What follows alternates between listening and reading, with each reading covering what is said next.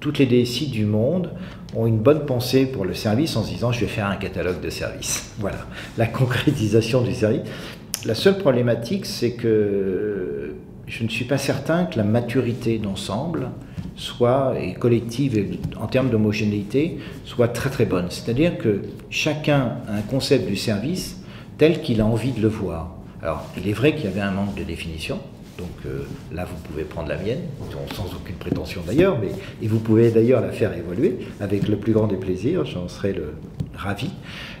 Non, je pense que concrètement ça devient on parle d'un certain nombre de choses, le catalogue de services pour commencer, on parle aussi d'autres choses qui s'appellent la qualité de service. Alors là, on a associé en plus le mot qualité. Donc là, on tombe devant un phénomène un peu plus difficile à maîtriser et surtout à concrétiser. La première chose qui est importante derrière ce catalogue, ça s'appelle la mesure, c'est-à-dire avoir une concrétisation des choses au sens que veut dire la qualité de service. Et pour les gens, aujourd'hui, c'est difficile. On parle de tas de choses, on parle de continuité, on parle... Voilà. Au mot service, d'ailleurs, il y a une particularité dans le mot service, c'est qu'elle a toujours une connotation double. C'est-à-dire, le mot service tout seul n'existe pas.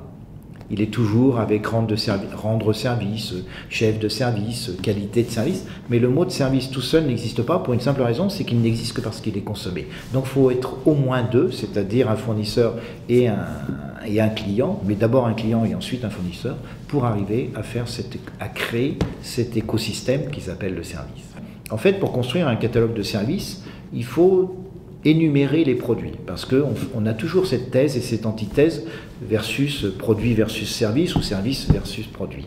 Et c'est vraiment important, vous faites la liste des produits, et pour chaque produit, vous essayez de déterminer quels sont les services pour lesquels que pourra rendre ce système. Et on s'aperçoit d'ailleurs que plein de systèmes, eux-mêmes, rendent des services identiques. Donc, vous rationalisez, et après, vous les regroupez en catégories. Aujourd'hui, j'estime qu'il y a entre 5 ou 6 catégories de services dans une DSI, pas plus.